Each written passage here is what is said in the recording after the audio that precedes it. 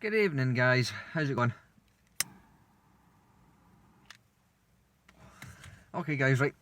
Here's the full update and the full story for yous. Pardon about the lighting here, I know it's not great, but this Curtis light doesn't seem to be doing any favours, even though I'm sitting out in a well lit street as well. Right, as yous kind of got the hint from a wee kind of general update, quick update vlog from this afternoon. This morning, while sitting in Tesco's car park in Bathgate, as I was sitting parked in the car, what's happened is the gran's been in the shop with the kids, and I'm just generally sitting about playing on my phone, and all of a sudden I feel a sharp fucking bump for the passenger side of the car and get a bit of fright.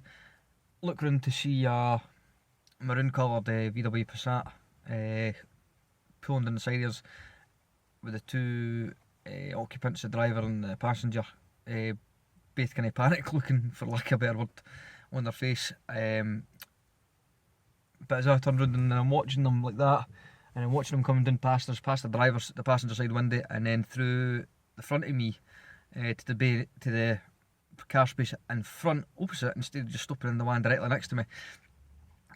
I blast the horn and jump at the car and shout at them, do not move. To that point, they fucking realised they didn't cope. I could have said, I had a funny suspicion as I was watching the car and looking at the two of them as they were driving forward, that this was literally, do we stay, do we go, or do we park somewhere else kind of thing, because the car didn't come to a complete stop. It was as if they were looking for another space as I was watching them, and I immediately reacted. As I said, I just jumped out the car, blasted the horn, and immediately shouted at them, do not move away. Approached them, and also being a Hungarian vehicle, it's a left hand side drive, so it was the passenger side I went to, on the right hand side of the vehicle, and I just said, okay, sorry, and I was like, stop, dash cam, recorded, out yous get.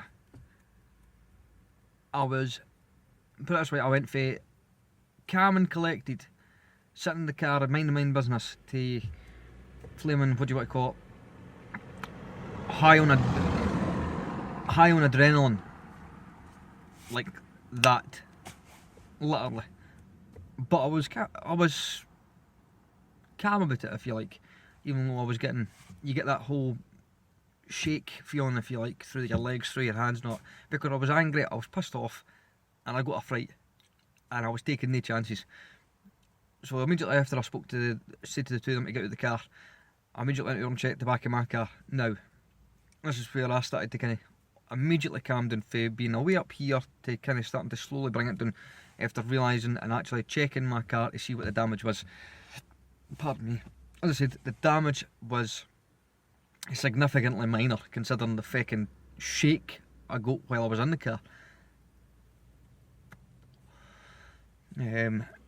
I thought there was going to be some amount of denting or something in the car, but surprisingly, really surprisingly not. There was only a couple of minute scratches and a group on part of the wheel arch, and then that whole black bumper transfer on my paintwork.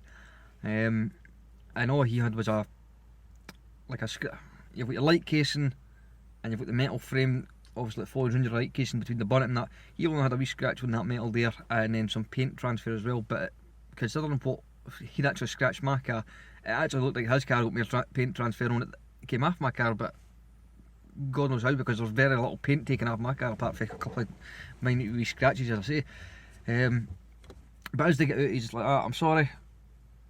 As I'm looking at my car, and the first thing I do is, even though he's talking about it, I'm completely ignoring him at this point. I'm focused on what I'm doing, and the first thing I straight do is I go right past him and I go straight to the back of his car with my phone in my hand, and I immediately take a photo of his licence plate, because the fact is it's a foreign vehicle, it's a Hungarian vehicle with a Hungarian plate, and obviously he's from Hungary as well. He's Hungarian. Now, my next question to the driver, he was a relatively young boy. I wouldn't say he was much older than me. I know he was the same age, maybe late 20s, maybe early 30s. He wasn't that old. He was quite a young laddie. So I say to him, right, I says, you got your documents on you? The first thing he says to me, and this is alarm bell number 1, alarm bell number 2. Alarm bell number 1 is it being a foreign plate and a foreign driver, and it's a foreign vehicle. That's your first alarm bell starting to ring in anybody's head for you to raise your suspicions, for you to be wary. Alarm bell number 2 was his response to, have you got your documents? If it's alright and you didn't mind, I'd rather pay for any damages in cash. Now I've got a problem with that, because I've done that before. Now, some folk might find it suspicious, some folk might know. I mean, I've done that a good number of years ago when I was out on overtime with one of my colleagues, and we'd stopped in at one of the shops before going to the next building. It was night time, it was dark. There was a car illegally, no, I will say this, the car was illegally parked. It was parked on a driveway with a white H marking, which it shouldn't have been, and it was in a unlit area. And as I've reversed back, I've looked behind me quickly, no seen the shape of the car or anybody there or anything for that matter, and I've been focused on the car now coming out directly beside me to see where they're going to go and make sure I leave them off from, and I'd reversed into this lassie. I dented her door and her wheel arch, so I paid for it in cash and said that to the lassie. I said, I could buy you a new door and I could pay for the paintwork, save the insurances, and obviously there was virtually no damage to my car at all. It was all her car, so that's how I dealt with it back then a good number of years ago, and it saved my insurance, obviously my insurance premiums. So okay, that was fine by me for the guy to say he was going to pay you for cash for any damage to my car the day. However, it raises alarm bells again because it's a foreign driver, and I hate to say, I don't mean that in a bad way, it's just I'm going by experience. And obviously it's not advisable, but then again, I said to him, I said, right, have you got your driving licence at least? Yeah, but it's Hungarian. I said, well, at this point I'm at the back of the car getting my diary out to go and start writing notes down.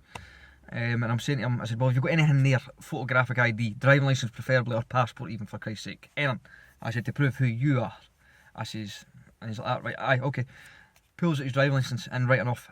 He's like, ah, I'm meant to get it changed over. I said, I've just not done it yet.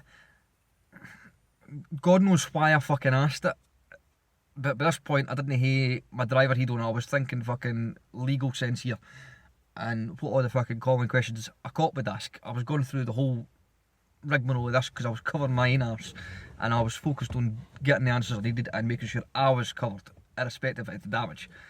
And Christ knows why I fucking asked him that. But I turned and said to him, I said, how long have you been in the country, like? And he says, I've been here just 2 or 3 years, I've just not transferred the licence over and applied for the UK one. That's alarm bell number 3, because there is a time limit on the UK for if you're an EU or out of the EU resident staying in the UK and you've not transferred your licence over. And the police confirmed that when I phoned them. I said, because the policeman that I spoke to at the service centre, his suspicions were raised, and he says, right, we're just dispatching an officer straight out to you. He said to check it at the roadside instead of we try to give you details of the phone. I said, right, no bother. I said, because there is a limit on the time you have to come into the country to when you've got to change the passport, your driving licence over to a UK one or an EU licence. He says, aye, there is. I said, I can't tell you what it is now because I'm not too sure. I checked. I went on the internet while I was sitting in the car and checked. If you're from a non-EU country and you're on a foreign passport, irrespective of what it be, American, Chinese, outside the EU, anything like that, up to the age of 70, or within a 3-year period, you being a resident in the UK, you've got to apply for a UK licence. Okay, he's maybe been forgot about it, he's just put it off, or he's just not into it yet. These things happen, okay, fair enough. I'll immediately start taking down his name off the licence, driving licence, along with trying to identify the fucking actual licence number for the Hungarian licence, because apart from his name, the name was the only thing I could read that was in flicking English.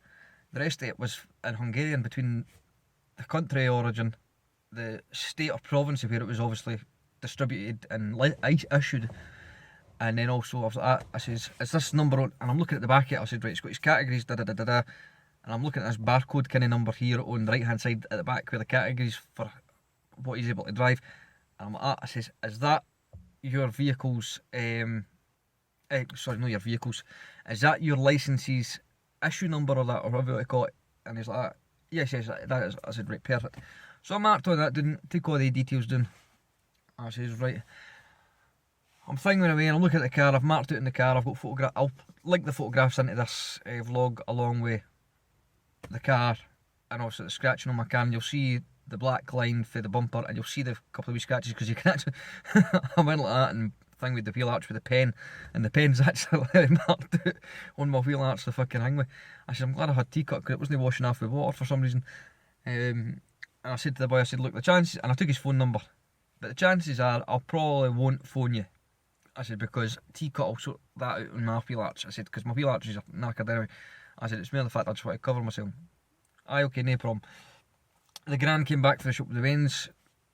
Granted, the guys were polite enough. They offered my gran a hand, because obviously my gran's had a wee accident, guys. She's fell 2 Fridays, about a fortnight ago. 2 Fridays yesterday. A fortnight yesterday. She fell one morning going to the garage just before I got in from work. And she's actually broke her collarbone, believe it or not. I thought, for Christ's sake, I said, only you would fall onto the bloody garage. I said, take out your car and break your collarbone. So I've been driving her about and taking her shopping and whatnot. And the guy and his passenger offered to give her a hand into the back of the car with the shopping and that. So giving her dues that way. The next thing was, after I left, I was like that to my gran. I says, I'm going to have to phone the police. There's too many alarm bells or gut instinct, or whatever they call it. There's too many niggling bits in the back of my head at this point saying double check, even though I'm not needing insurance payouts or I'm not needing any help or anything like that. I wanted to make sure that the driver was all above board and that the vehicle was all above board, because there was too many unknowns or too many variables there, or whatever you call it, that I wasn't wanting to let it lie and just leave it at that. I mean, I know that's me. Teacutted the car tonight and the car's perfect again, or as good as it can be. I mean, the wheel arches need painted on the car anyway and sanded down and whatnot. I said, but for the scratches and the damage that's been caused for him bumping the car, it's sorted, it's done and dusted, it's away. I've dealt with that with Teacut. That solved the problem. But to be sure, I've got police to check it anyway. So I phoned up the service centre, gave him the registrations in my vehicle, his vehicle, gave him the name, and whatnot. I immediately asked the officer, I said, can you do a driver licence check and an insurance check and a vehicle check for me? I said, because I've had a bump in Tesco's car park here in Badgate. I said, but it's a foreign vehicle and it's a foreign driver with a foreign licence. I says, but he's been in the country over 3 years. I says, as soon as I said he's been in the country over 3 years and it's a Hungarian licence still, the officer said, right. I says, you're thinking the same thing as me, mate, aren't you? He said, there's a time limit on when you've got to apply for a UK licence, and he was like, aye. He says, look, mate, I said, I'm not being funny. I said, rather than try to give the details over the phone here, I said, to what I can obviously divulge to you or tell you, I'll get an officer out to you to deal with it there and then. I says, where he's are now, give him the details, give him where I was parked, etc, etc. No bother. 45 minutes later, no police. The guy and his passenger came back, they got in their car, and I was like, and they left. I was like, I phoned the police back up. Now some might ask, why did I not stop them and say to them? I said, I've got the police come on. So I said, the sole reason is, I've got the gran there and my 2 kids. I says, and on top of that as well, there's no damage for the car. I says, that wouldn't get sorted, and it was no needing insurance payouts or anything like that. I says, my concern was for, obviously, the guy driving, and it could all be above board, it could all be insured and everything like that. I said, but I am not going to stop 2 burly guys.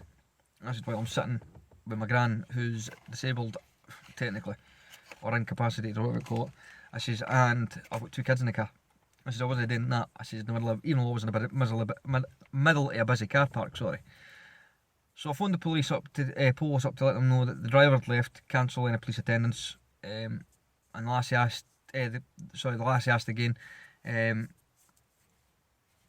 you need any assistance that way? And I says, no. I said, look, Ken, I says, I explained to the first guy that took the phone call. I says, the vehicle damage to my vehicle is insignificant. I said, it's not going to require insurance payouts, and so I don't need the reference. I've got a copy of the reference number. I says, but I don't need it as a criminal investigation.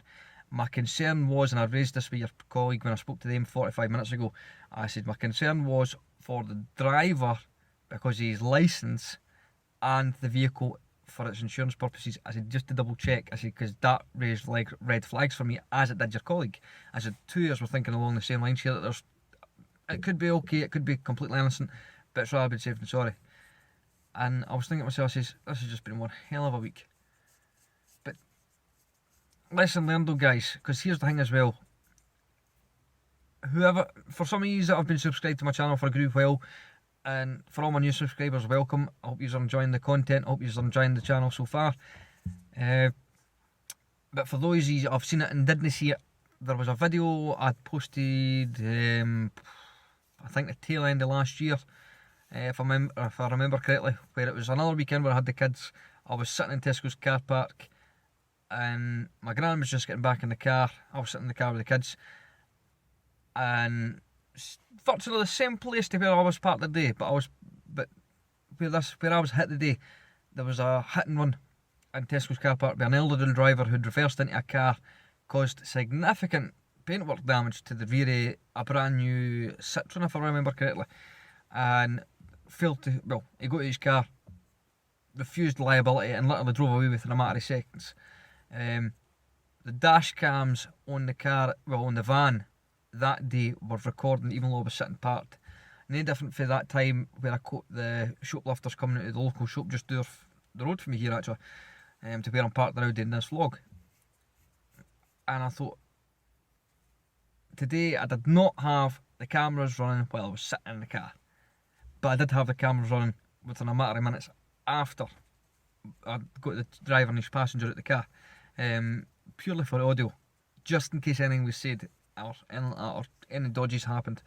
At least that way I had cameras covering the outside of the car as well, just because I was on my own.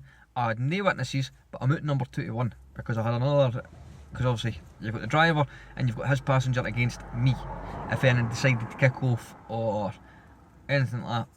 But the moral of the story is the camera will be running every time this car's parked up now, whether I'm in it or not. I said if I go into a shop, the cameras will be left on from now on, with it being a live socket feed for the Ford, which in retrospect is a godsend, because like I am now, I'm sitting parked up, the engine's off, the radio's off, pardon me, the only thing that's on is the courtesy light, but the cameras are running right now.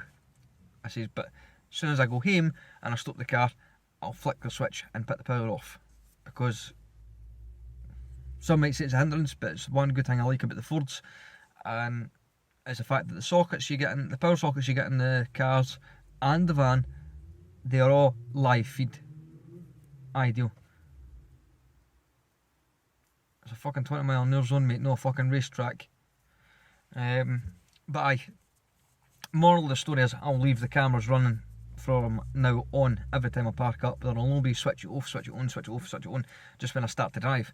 Every time I'm parked up now, the cameras will sure as hell be left on. But the moral of the story, guys, is if hit by a foreign driver, always double check, because there is too many variables there. Phone the police if you need to, irrespective of the damage. Immediately photograph everything. Photograph the license plates, photograph the cars, photograph the drivers if you need to, and photograph your car and photograph any damages to both vehicles, etc, etc. Always document everything, because I've not had to claim insurances or anything like that for the vehicles, luckily that way, but say there had been significant door damage or panel damage, for example, to where it hit us. Now say I had to do that,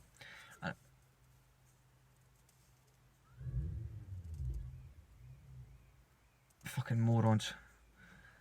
Sorry guys, I'm getting distracted here by the fucking boy racer in the corner here that thinks it's a fucking racetrack to drive about a fucking residential street like a fucking arsehole.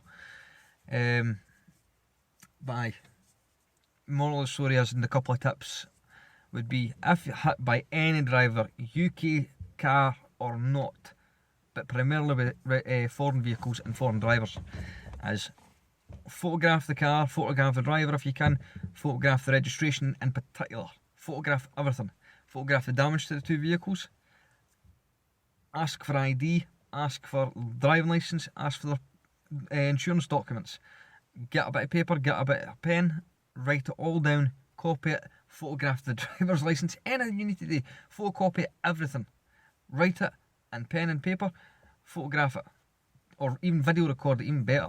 And that way you've got audio recording to go with anything that's happening as well, if you do not have a dash cam fitted. Because I keep saying this to folk that I've had, that with a couple of the bashes I've been at, I says, you got a dash cam fitted? No. I said, I'm telling you, get a dash cam fitted. I said, that's going to shave your insurances. I said, especially, I says, if you've had a bash here and it's not been your fault. I said, you're going to have to go and argue the case with insurance companies now to go and try and get your money back. And if you're not happy with everything you've got, guys, always phone the police and double check with them, either on the 101 non-emergency number, or depending if there's injuries or etc. This is obviously you're going to phone 999, ask for emergency services, whether it be police, fire or ambulance. They'll immediately do the checks at the roadside anyway when they attend. But your best advice is write down on paper names, details, licence numbers, anything like that, any identifying markers, features, etc. So on and so on. This is just in case you've not got a camera to hand, or your phone might not have a camera, or you've not got a dash cam, anything like that. Always be prepared and just double copy everything. Even if it seems trivial, write down details, write down the registration markers, write down a badge on the back of the car, any identifying markers.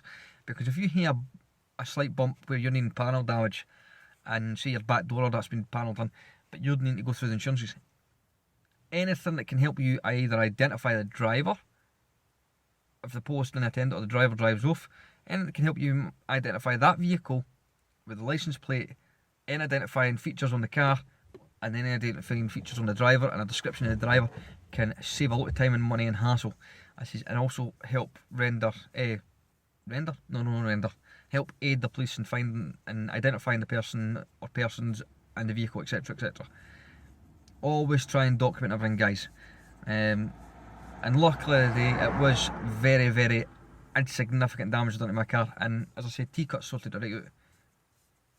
But hopefully this will serve as a wee bit of a warning and a wee bit of a heads up for all you drivers and road users out there, whether you're driving a bike, riding a bike, cycling, car, doesn't matter. The same thing applies, because it's all to do with insurances and everything like that.